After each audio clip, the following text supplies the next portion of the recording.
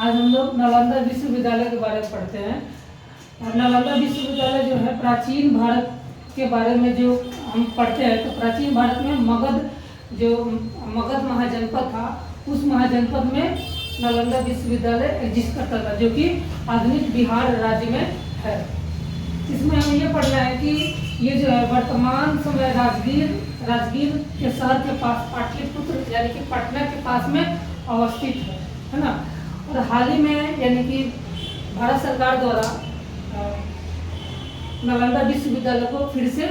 यानी कि बनाया गया और उसको हाल ही फिलहाल में उसका उद्घाटन किया गया है। तो हमें ये मालूम होना चाहिए कि पटना में फिर से यानी कि नालंदा विश्वविद्यालय को फिर से बनाने का मतलब क्या हुआ, ये क्यों इसको फिर से बनाया गया। हमें ये मालूम होना चाहिए कि जो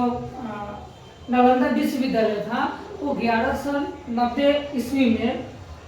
बख्तियार खिलजी द्वारा भारत में आक्रमण किया गया और नालंदा विश्वविद्यालय जो था वहाँ पे एक बहुत बड़ी लाइब्रेरी थी और लाइब्रेरी क्या पूरे विश्वविद्यालय में आग लगा दिया गया, जिसकी वजह से वहाँ की जो लाइब्रेरी थी वहाँ पे जो भी इम्पोर्टेंट शोध किया गया, रिसर्च किया गया था, जो भी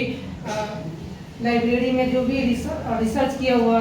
या फिर जो भी पुस्तकें थी वो पूरा जल के खाक हुई, है ना। उसके बाद भारत सरकार को ये रियलाइज हुआ कि हमारे भारत में इतना बड़ा विश्वविद्यालय होते हुए भी हमारे भारत का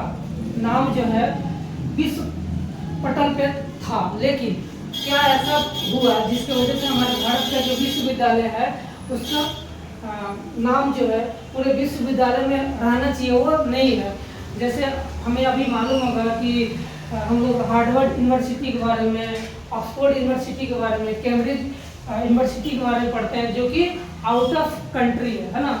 और प्राचीन भारत के इतिहास में और प्राचीन काल में भी नालंदा विश्वविद्यालय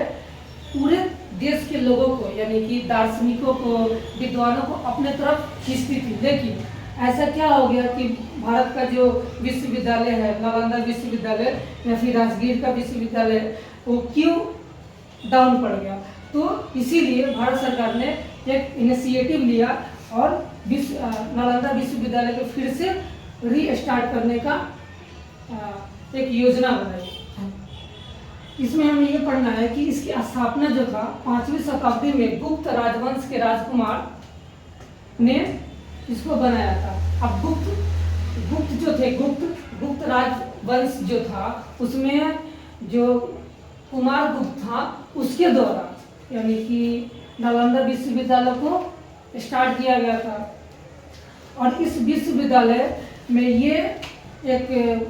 इम्पोर्टेंट बात देखने को मिलती है, जो कि इसमें इसकी विशेषता ये थी कि ये दुनिया का पहला आवासीय विश्वविद्यालय था, यानी कि यहाँ पे अलग अलग जगहों से लोग आकर यहाँ पे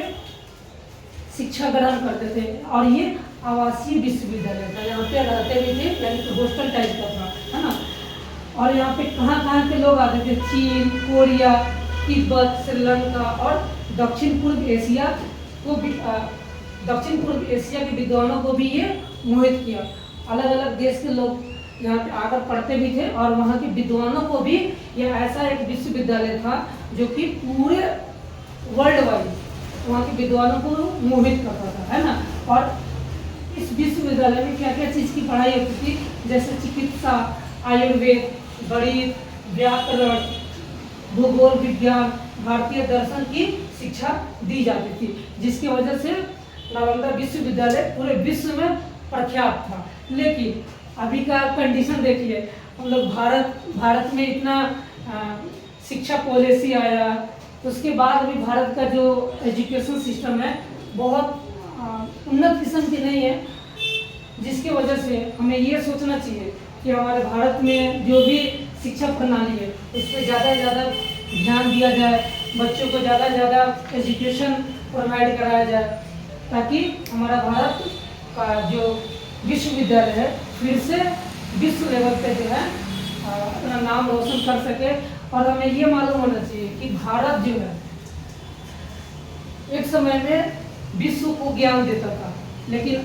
अब ऐसा क्या कंडीशन आ गया है जिसकी वजह से हम लोग भारत से बाहर जाकर शिक्षा ले रहे हैं। जैसे यूक्रेन मेडिकल के लिए बहुत सारे स्टूडेंट यूक्रेन जाकर शिक्षा लेते हैं, जिसमें आपको मालूम होगा कि हाल ही फिलहाल में